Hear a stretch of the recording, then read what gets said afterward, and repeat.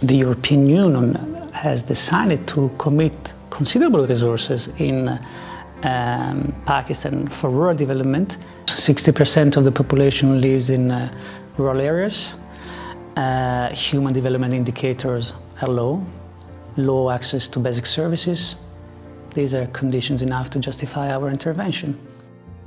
Between ongoing and programs in the pipeline, we spend something like 350 million euros. I think there are 13 programs currently open. We always follow community-driven development approach, changing in complexity according to the conditions we find on the ground.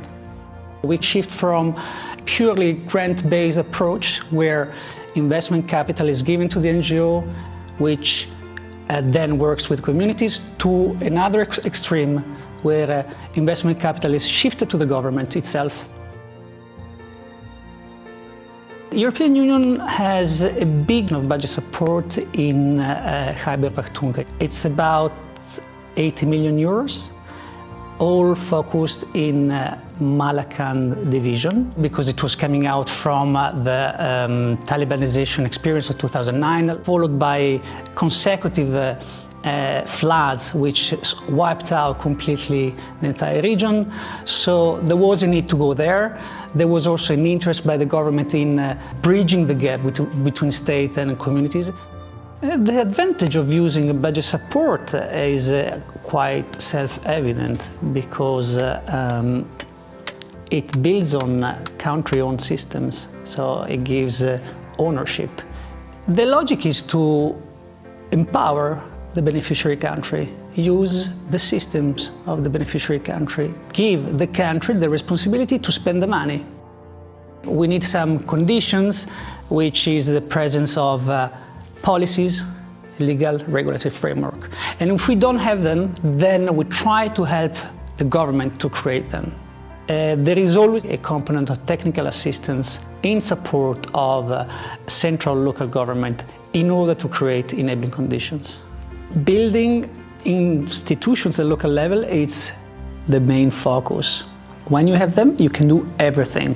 The institutions we focus on are communities. I'm sure you remember the Three Musketeers. And their motto was one for all for one. What did that mean? It meant that those musketeers realized the value of acting collectively. They had a common interest, a common objective, and putting together capacities was the best way rather than acting individually. If you extend this to a community, well, clearly dynamics change, needs change, but you have to identify common objectives. And to do that, it's not rocket science. It's about getting together, identify a leader, develop capacities, and save. Because you need capital to do things. And to do all this, you need somebody able to do it. And you cannot think that every week, every month, you will be having always somebody going there, because there are thousands of communities. And this is why we work in Pakistan with the rural support programs. Why? Because they have a tested methodology, sensitivity to context. They are embedded in the culture. And their methodology is rather simple to explain, difficult to put in place. They work on what we call the 3 tiers social mobilization. What they do is to work at the smallest level of communities, community organizations. That's not enough, because you have to scale up in order for your voice to be heard. So then we have village organization, a number of community organizations gather together. But then you're more ambitious. You realize that some dynamics, economic, political, are still higher than you. And we create local support organization. So it's a federation. To create community organizations, you need facilitators. And it's a very complex work indeed. Prioritization is a very difficult process. The strongest will impose the agenda. The poorest may be marginalized. All these things have to be understood. The bigger the group, the more the challenges, the more capacities they need to provide. The more the dynamics of distribution of power have to be taken into account. So to enable a community to act collectively, you need a facilitator to bring together people to identify needs, providing the right capacities in management and leadership, and identify priorities, develop what they call a village development plan. Sustainability is a challenge. Everybody has its role to play. Government has a very important role to play.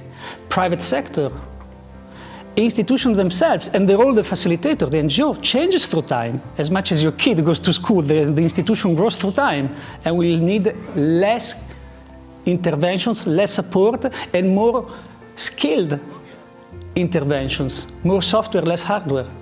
So sustainability is a long process, and it changes through time. The role of a donor is to create the enabling conditions, understanding what is your role in time, now 5, 10 years, and get out.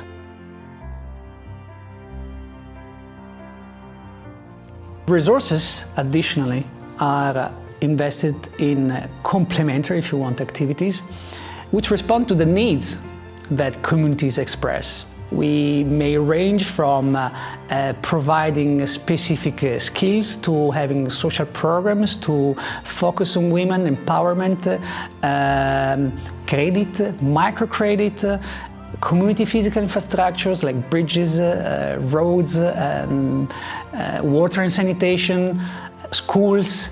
And another big dossier is energy production through renewable energies. In Khyber Pakhtunkhwa, we have a very important component of energy production through community-managed micro hydro power generation plants. The core logic is that unity makes strength.